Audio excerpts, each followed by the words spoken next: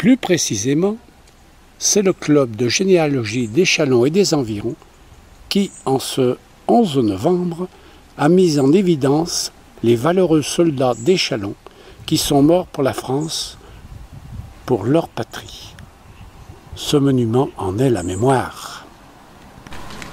Des hommes ont quitté ce qu'ils avaient de plus cher, leur famille, pour aller au combat, pour défendre leur patrie menacée par une guerre fratricide.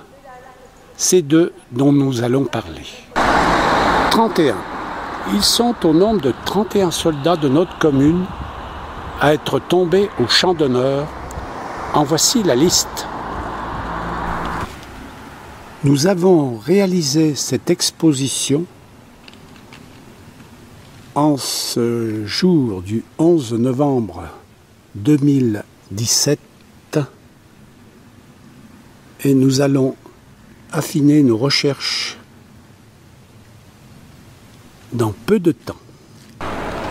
Cela va nous permettre de parler de ces hommes et de leurs conditions de vie sur le champ de bataille. Le but est de nous rendre à l'exposition. Mais avant tout, nous allons assister quelques instants à la cérémonie du 11 novembre qui a lieu ce jour à Échallens, devant notre monument. Ce monument où sont répertoriés tous les soldats qui sont tombés au combat. Les voici qui défilent. Nous sommes en 1915, 1916,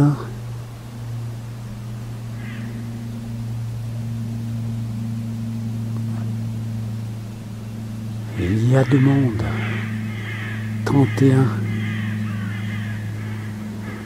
Nous allons passer de l'autre côté du monument et nous retrouvons 1916,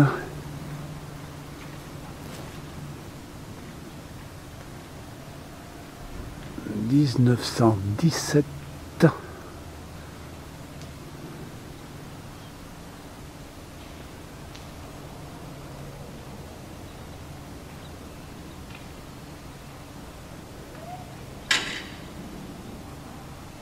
1918 et 1919. Donc ce sont tous les soldats dont nous avons parlé au début de la projection. Ils sont tous là, les 31 soldats.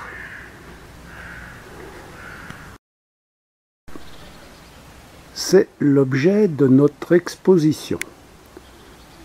Mais avant, nous sommes aujourd'hui le 10 novembre. Ce n'est pas une surprise.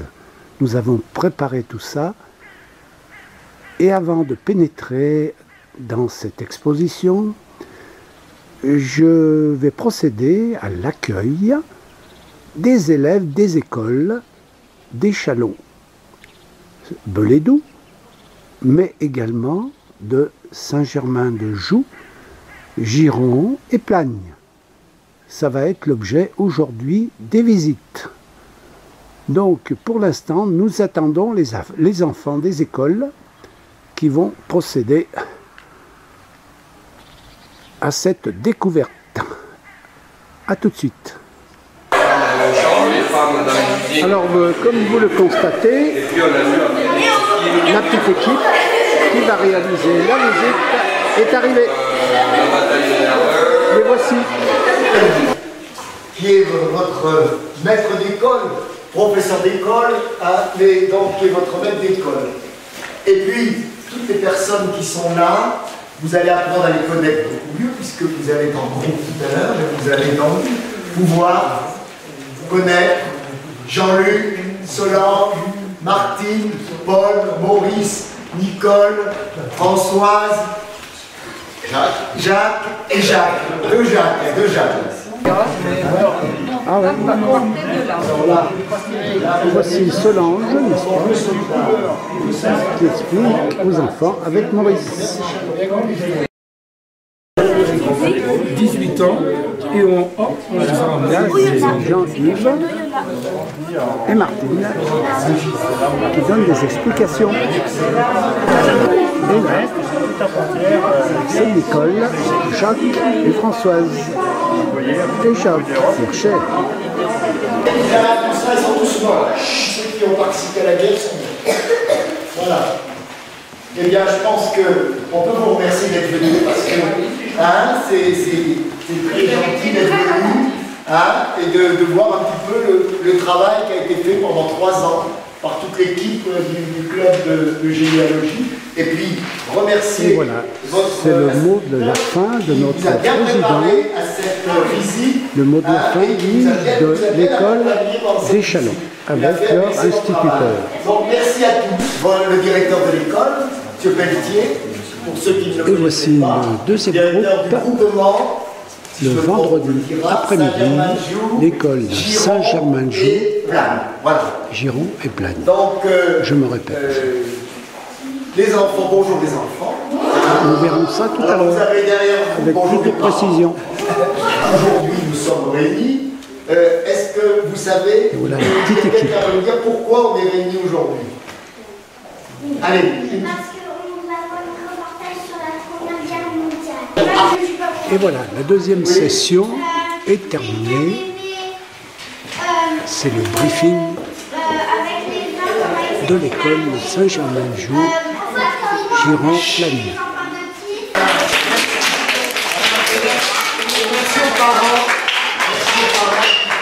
Merci beaucoup. Vous avez eu jusqu'à présent un aperçu de la visite des écoles en ce vendredi 10 novembre, comme je vous l'avais annoncé. Maintenant, nous allons pénétrer au sein de notre exposition sur la guerre 1914-1918, en référence à nos soldats morts pour la patrie, les 31 soldats.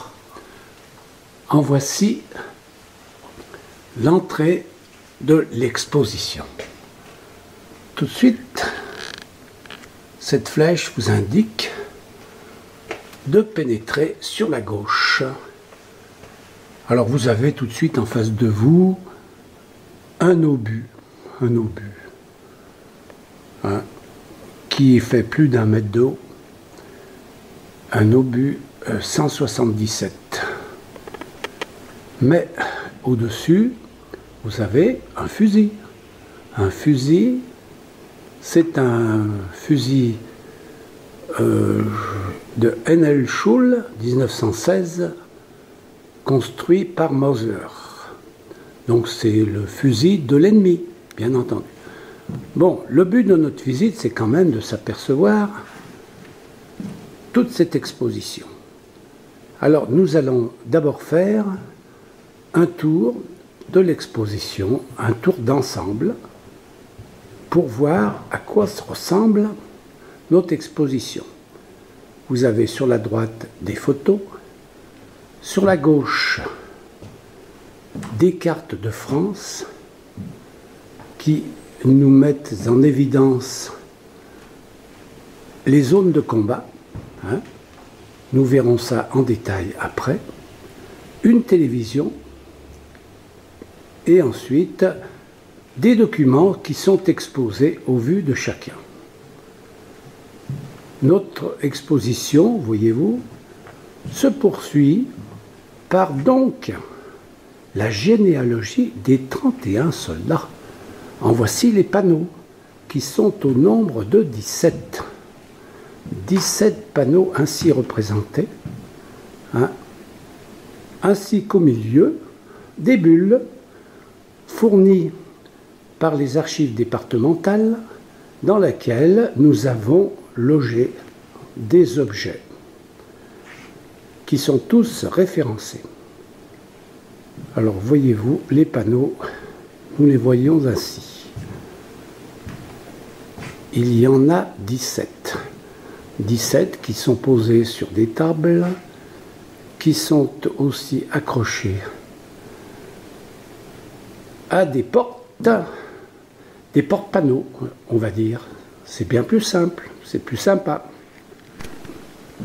Donc nous prenons ce virage et nous retrouvons nos différents panneaux jusqu'à l'emplacement de la sortie. Alors vous voyez ici des panneaux toujours. Donc vous avez, c'est une vue d'ensemble. Voilà. Nous allons revenir sur le détail. Pour le détail, nous revenons à l'entrée avec une exposition des journaux d'époque.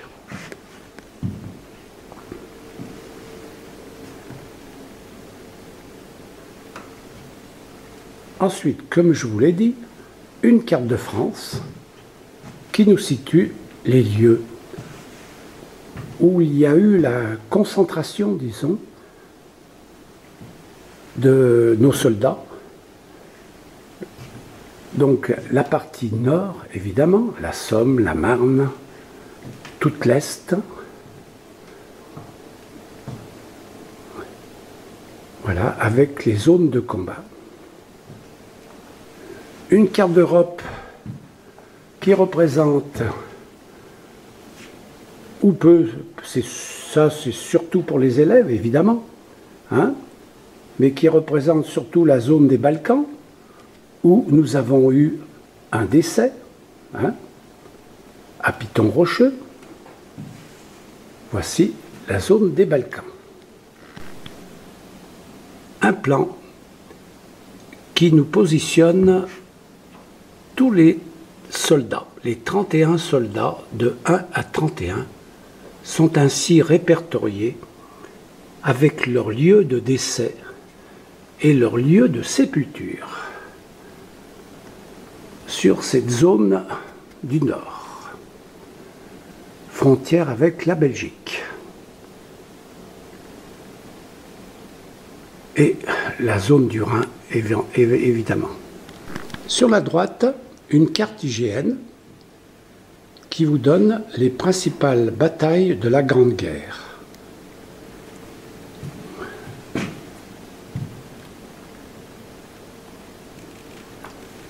Là, c'est très détaillé. Ensuite, une exposition de photos que nous ont confiées des personnes de la commune, des adhérents au club et également des personnes qui volontairement nous ont confié des documents qu'ils avaient. Ensuite, nous continuons par les documents qui sont visibles sur ces tables, des documents qui parlent de la vie quotidienne des échalonnais et des difficultés qu'ils avaient à l'époque pour survivre, pour vivre et pour alimenter les combats. Car il faut savoir qu'en cette période de guerre, il fallait alimenter les chevaux, puisque la cavalerie était importante à l'époque.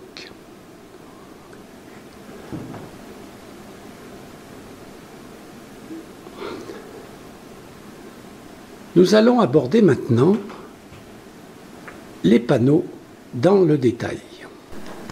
Alors nous avons en premier lieu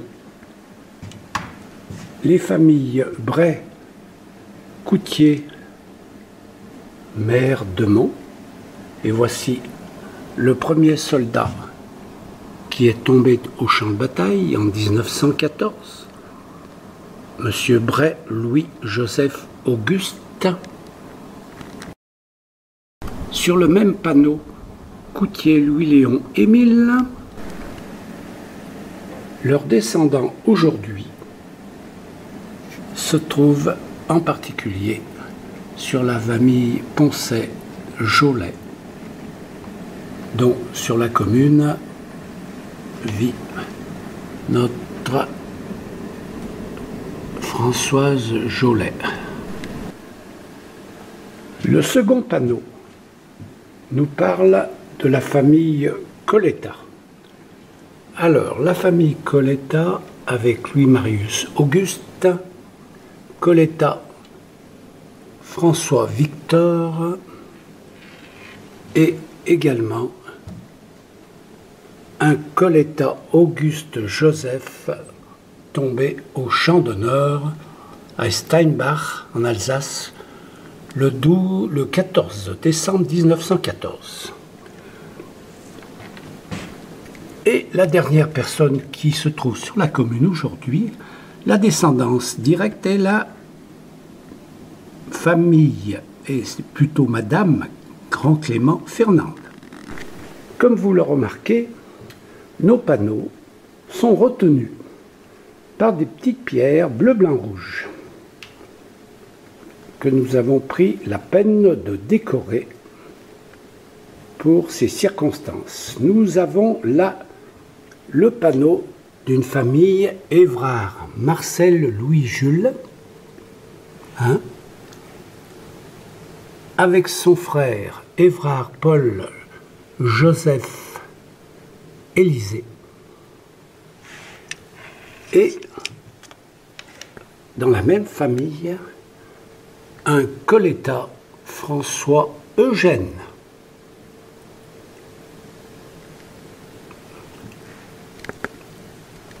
Cela se termine aujourd'hui par la présence sur la commune de M. Coletta Laurent, ainsi que la famille Évrard, Paul Aimé, Lucette et Marcel.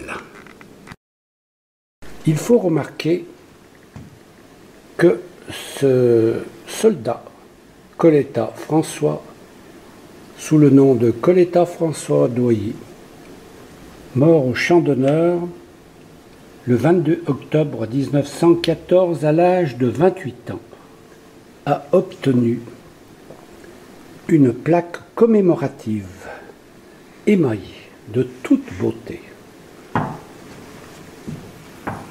ainsi qu'un document qui le met en valeur pour informer qu'il est mort pour la France.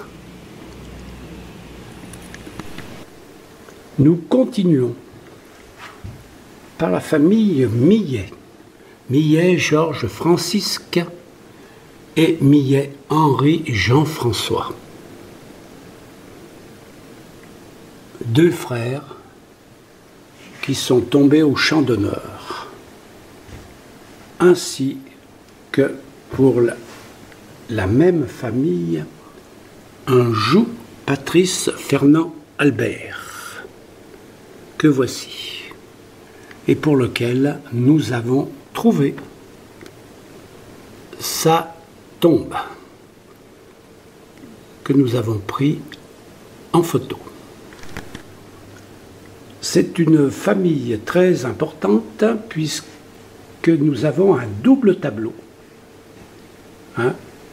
sur lequel nous retrouvons des familles Joux, des familles Mandrillon, Coletta, Béraud. Et aujourd'hui, il nous reste sur la commune la famille Coletta, Monique, épouse Trouvel, des Joux, Florence et Régis, une famille Béraud au complet. Une famille Béraud au complet, dis-je, et une famille Poncet, que nous découvrons. Vous pouvez observer en passant que des pièces sont déposées. Ce sont des obus 75 décorés par exemple par des soldats dans les tranchées lorsqu'il y avait des temps, des périodes calmes qui pouvaient se permettre de sculpter des objets. Nous continuons. Nous continuons par la famille d'Escouriou et Millet. Alors Millet, vous l'avez là, Lucien Alphonse,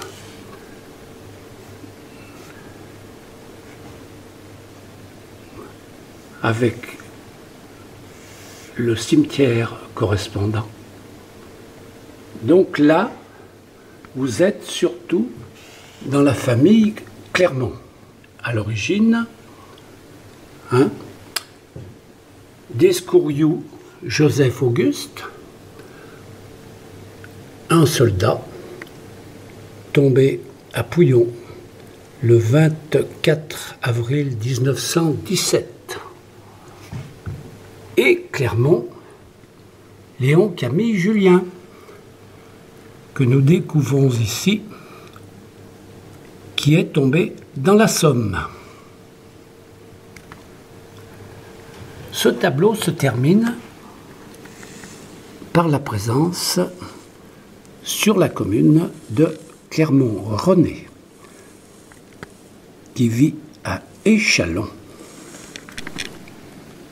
Ce soldat Clermont-Léon a obtenu une plaque commémorative émaillée à la mémoire de notre cher fils et de notre frère regretté Léon Clermont, qui a obtenu la médaille militaire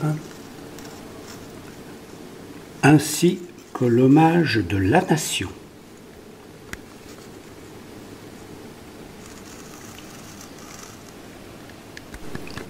Il faut y rajouter également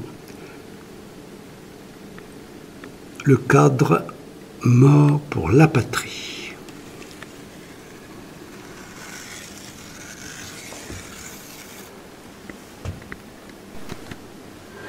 Nous continuons notre découverte par la famille Néron-Guichard. Néron-Guichard, où nous croisons notre soldat Néron François Marius Constant, décédé le 26 août 1914 à Gerbet-Villers, dans la Meurthe-et-Moselle.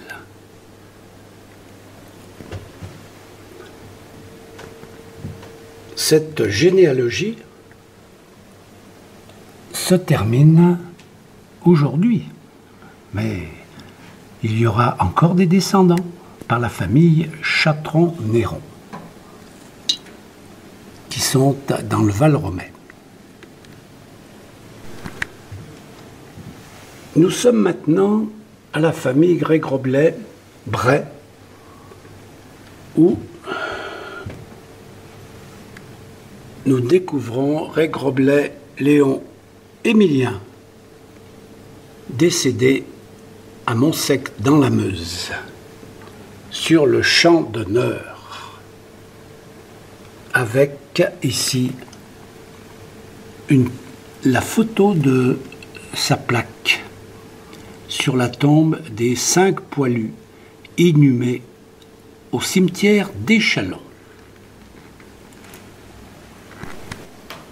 Nous découvrons maintenant différents objets. Un casque lourd, bien entendu. Ensuite, une prothèse qui semble être d'époque. Et sur ces tableaux, nous avons la famille Tournier-Coletta, Prosper-Émile et son frère Pierre-Henri. Dans la même famille, nous avons Coletta, Léon Auguste,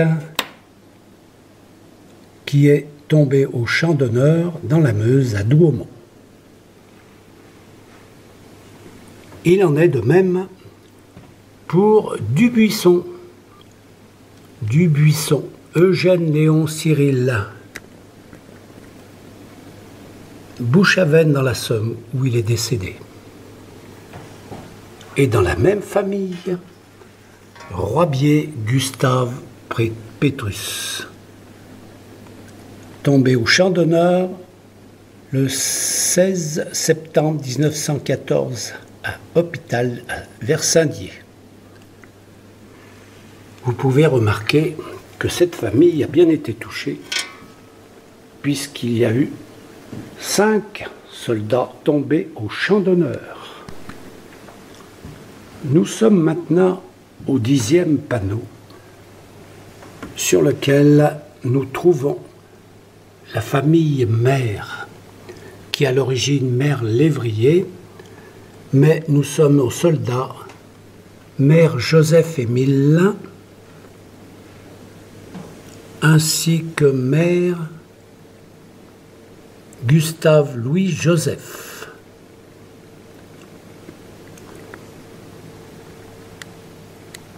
Pour lequel nous avons la photo de sa croix. Mère Gustave, mort pour la France le 6 octobre 1915.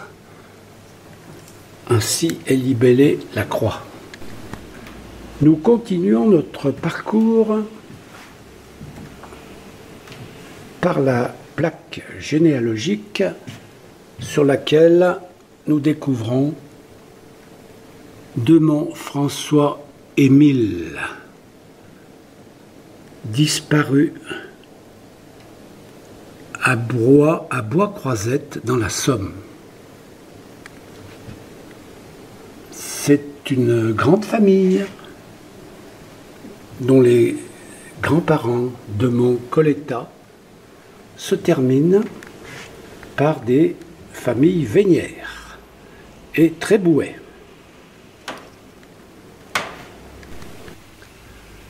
Ma présentation continue par une famille Mère Namur-Crétenay, sur laquelle nous découvrons le soldat Mère François-Joseph Camille, décédé le 27 octobre 1916 devant le fort de Vaux, à Verdun.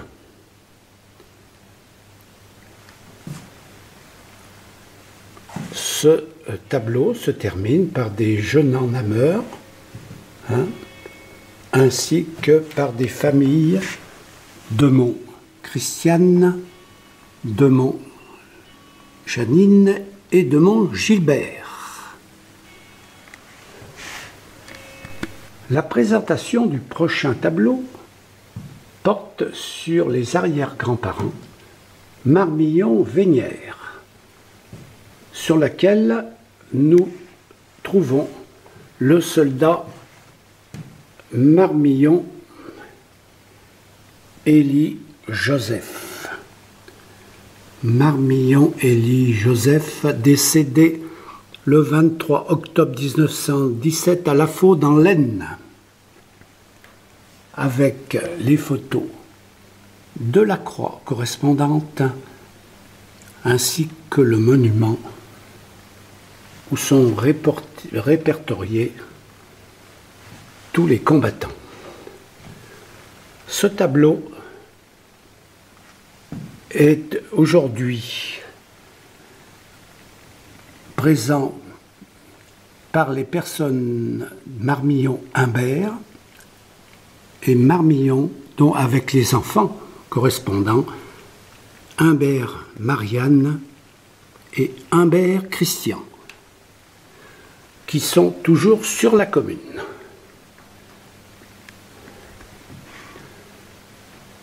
Nous passons ensuite à la famille Monet.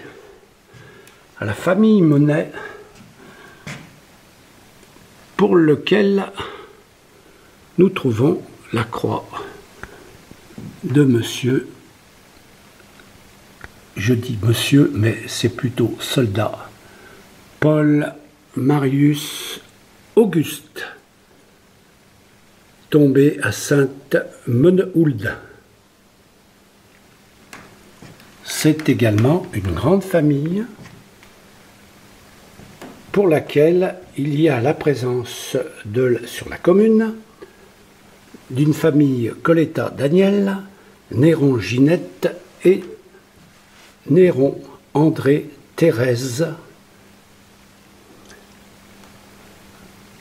Denise, Raymond, Suzanne, Nicole et Gilles. Il y a pas mal de descendants sur cette famille, c'est vrai. C'est une famille très importante puisque nous avons un double tableau sur lequel nous retrouvons des familles Joux. Des familles Mandrillon, Coletta, Béraud. Et aujourd'hui, il nous reste sur la commune la famille Coletta, Monique, épouse Trouvel, des Joux, Florence et Régis, une famille Béraud au complet. Une famille Béraud au complet, dis-je, et une famille Poncet que nous découvrons. Vous pouvez observer en passant que des pièces sont déposées. Ce sont des obus de 75 décorés par exemple par des soldats dans les tranchées lorsqu'il y avait des périodes calmes qui pouvaient se permettre de sculpter des objets. Nous continuons par la famille Descouriou et Millet. Alors Millet, vous l'avez là, Lucien, Alphonse,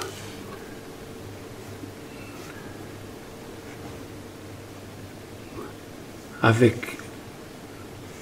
le cimetière correspondant. Donc là, vous êtes surtout dans la famille Clermont. À l'origine, Descouriou, Joseph Auguste, un soldat tombé à Pouillon le 24 avril 1917. Et Clermont, Léon Camille Julien, que nous découvrons ici, qui est tombé dans la Somme. Ce tableau se termine par la présence sur la commune de Clermont-René, qui vit à Échallon. Ce soldat Clermont-Léon a obtenu une plaque commémorative émaillée à la mémoire de notre cher fils et de notre frère regretté Léon Clermont, qui a obtenu la médaille militaire ainsi que l'hommage de la nation.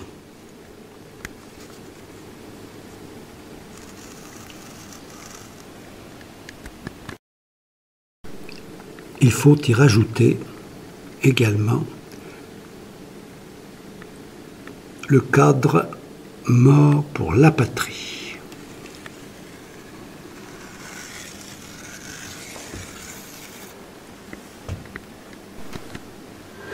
Nous continuons notre découverte par la famille Néron-Guichard. Néron-Guichard, où nous croisons notre soldat Néron François Marius Constant, décédé le 26 août 1914 à Gerbet-Villers, dans la Meurthe-et-Moselle.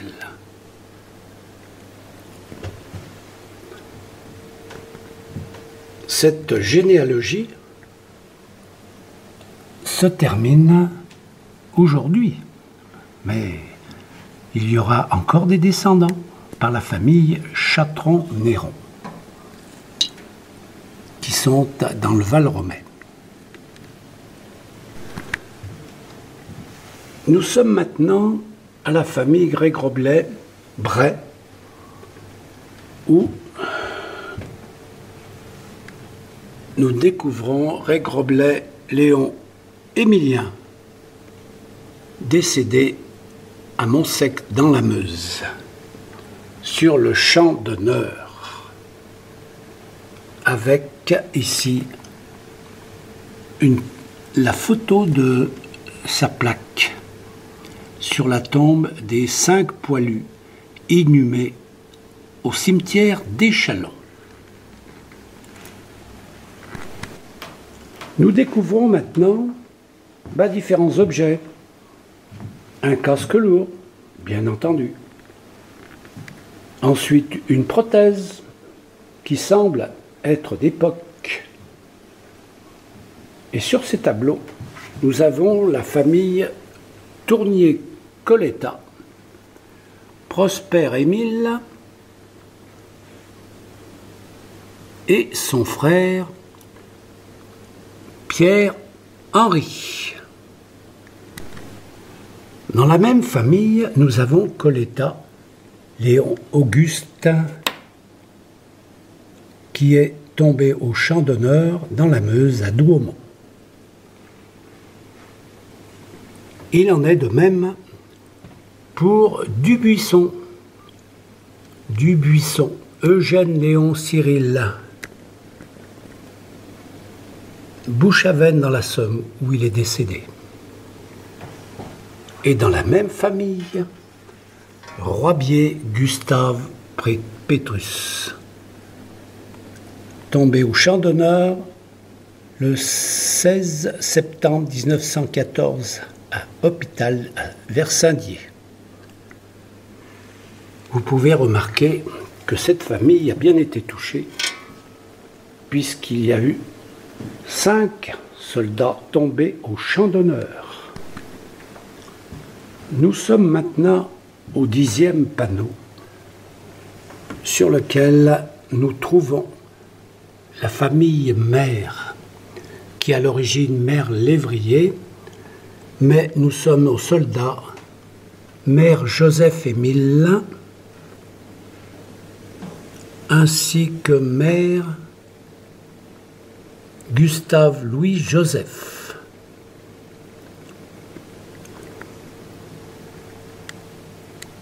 Pour lequel nous avons la photo de sa croix.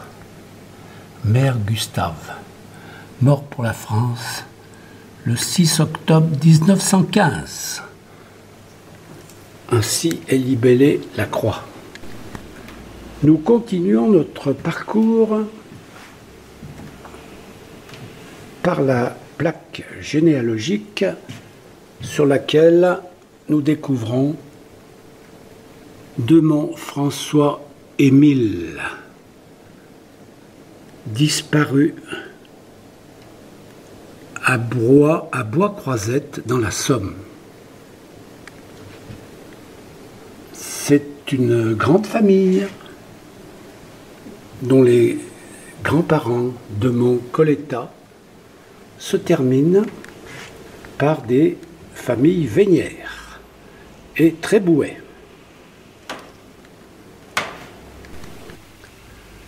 Ma présentation continue par une famille Mère Namur-Crétenay,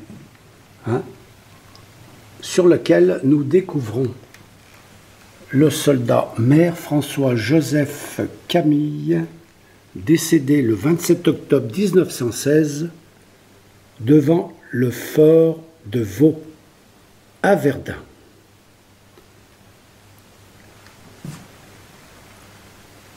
Ce tableau se termine par des jeunes en nameurs, ainsi que par des familles Demont Christiane, Demont Janine et Demont Gilbert. La présentation du prochain tableau porte sur les arrière-grands-parents Marmillon-Vénière, sur laquelle nous trouvons le soldat Marmillon Élie Joseph. Marmillon Élie Joseph, décédé le 23 octobre 1917 à La Faux dans l'Aisne, avec les photos de la croix correspondante ainsi que le monument où sont répertoriés tous les combattants. Ce tableau est aujourd'hui présent par les personnes Marmillon-Humbert et Marmillon, dont avec les enfants correspondants, Humbert Marianne et Humbert Christian, qui sont toujours sur la commune.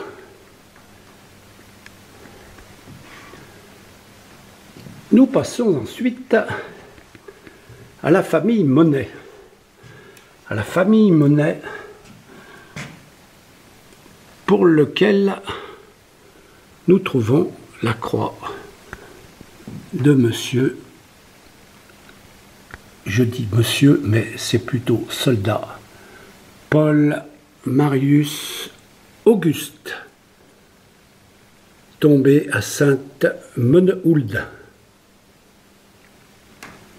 C'est également une grande famille pour laquelle il y a la présence sur la commune d'une famille Coletta-Daniel, Néron-Ginette et Néron-André-Thérèse, Denise, Raymond, Suzanne, Nicole et Gilles. Il y a pas mal de descendants sur cette famille, c'est vrai. Nous arrivons maintenant sur les 3 derniers panneaux qu'il nous reste. Une famille Mange-Demont, sur laquelle nous trouvons le soldat Mange Arsène Joigny Marcel, décédé le 8 novembre 1918 à Sens, dans l'Yonne, et pour laquelle nous avons aujourd'hui la présence sur la commune de la famille Vercher, Annie et Jacques, qui vivent toujours sur Échalon pour Jacques et sur Oyonnax pour Vercher, Annie. Le panneau suivant, c'est la famille Monet-Juillard.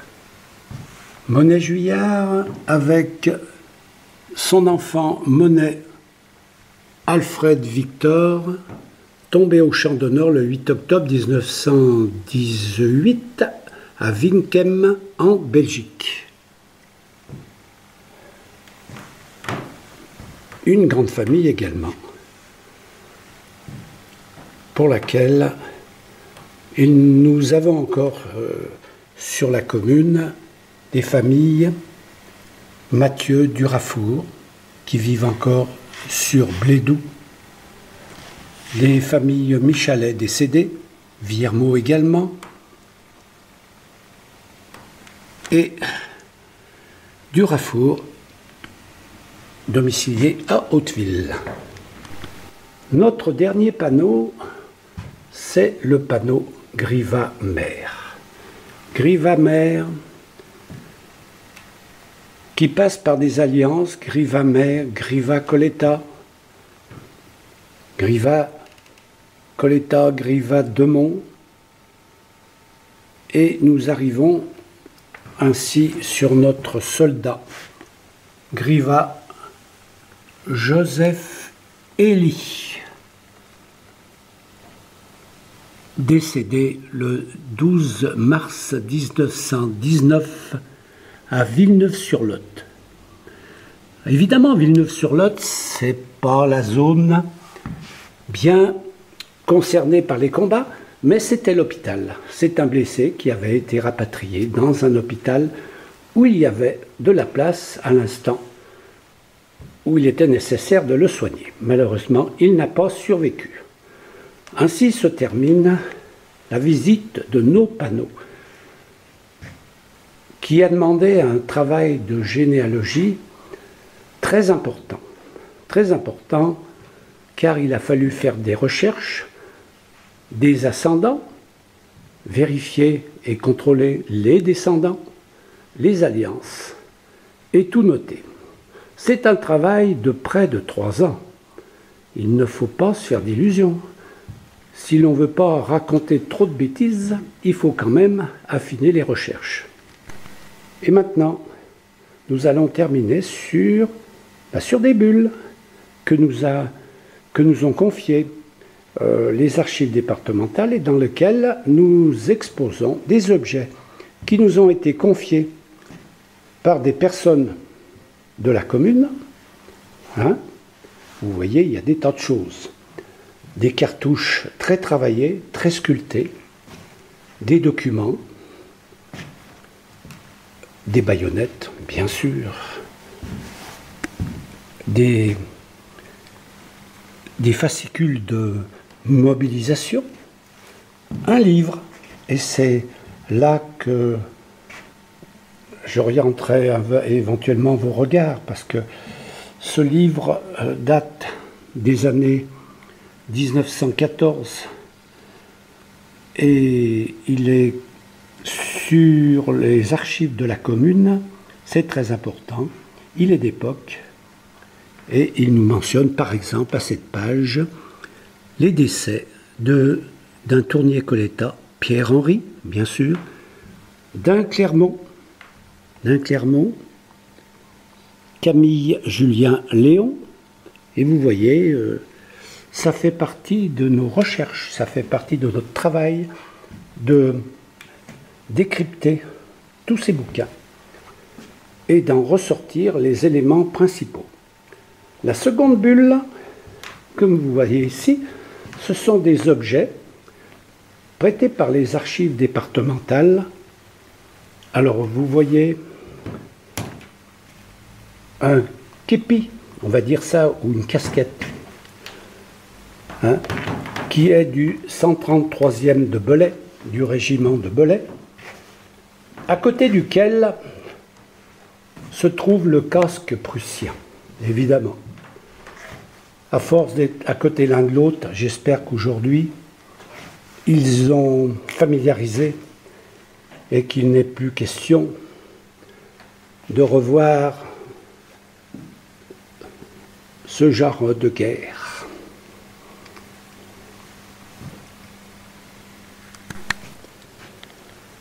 Cette exposition a été complétée, comme je vous l'ai dit tout à l'heure, par une télévision et aussi une vidéo sur laquelle nous avons projeté des documents qui nous ont été confiés par les archives départementales et différentes photos fournies par des personnes du club. Mises en vidéo, ça nous donne l'idée de ce qui a pu se passer sur le champ de bataille dans les tranchées. Des tas de photos qui nous donnent à réfléchir. Cette exposition a été mise sous la forme d'un recueil. Il fallait bien que nous gardions quelques traces des généalogies effectuées de tous les soldats échelonnais morts pour la France à la guerre de 14-18. Ce recueil reprend tous les panneaux que nous avons visités à l'instant. Et pour les remercier, nous soulignons que ce recueil a été réalisé avec la collaboration de Raphaël et Johan Humbert en ce qui concerne l'informatique. et également avec la participation de la mairie d'Échallens pour l'impression. Ainsi se termine cette exposition, réalisée le 11 novembre 2017 par le club de généalogie d'Échallens et des environs. Merci à tout le club et surtout merci à toutes les bonnes volontés qui nous ont aidés.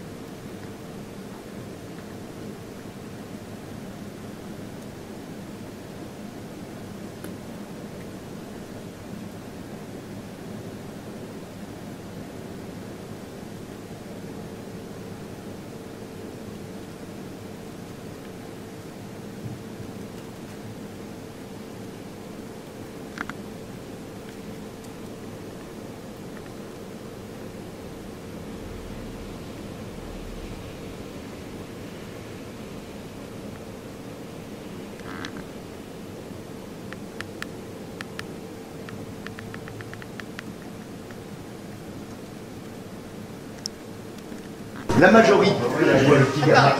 Alors, je passe des remerciements et je ne voudrais pas oublier le livre d'or. Il est là. Il est ici, le livre d'or. Alors, je disais, le livre d'or inauguré par notre maire. Il y en a quelques-uns. Quand je dis notre maire, le maire de la commune, bien entendu. Alors, comme vous le voyez, nous sommes le 11 novembre et la cérémonie se prépare. Nous venons de fermer provisoirement les portes de l'exposition pour assister à la cérémonie. Et nous allons voir comment nos enfants vont intervenir. La cérémonie va commencer, donc on commence avec le réveil d'Échallens.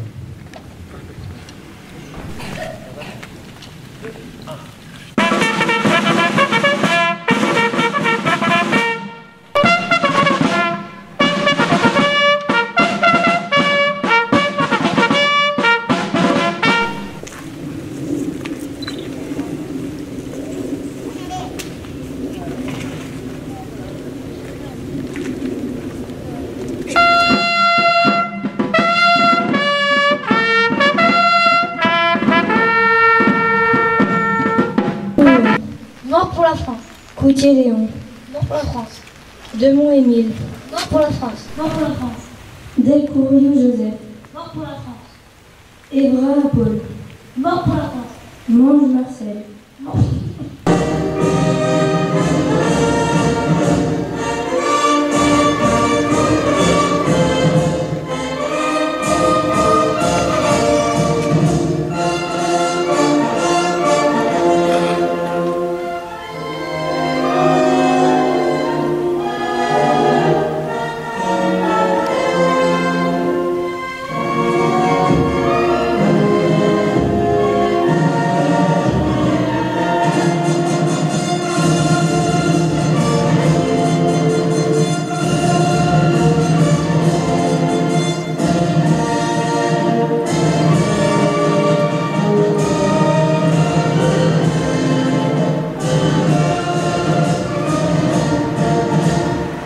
Le chemin des dames a rendu son terrible verdict. Ces échecs sanglants affectent le moral des combattants et celui de l'arrière.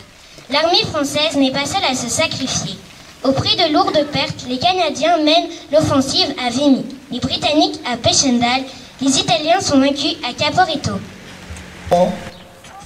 Et vous-même, bien sûr, qui êtes tous ici présents, vous venez de rendre hommage aux 31 morts de la Grande Guerre, décédés il y a maintenant 100 ans.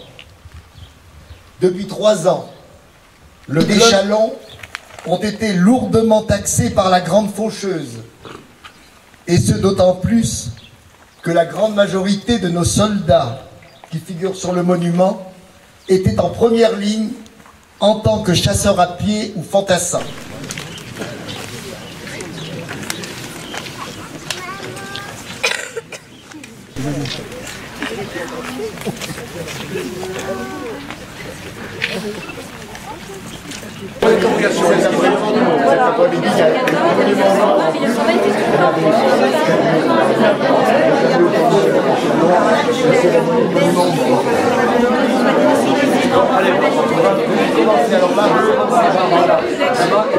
Il y a des choses intéressantes à voir sur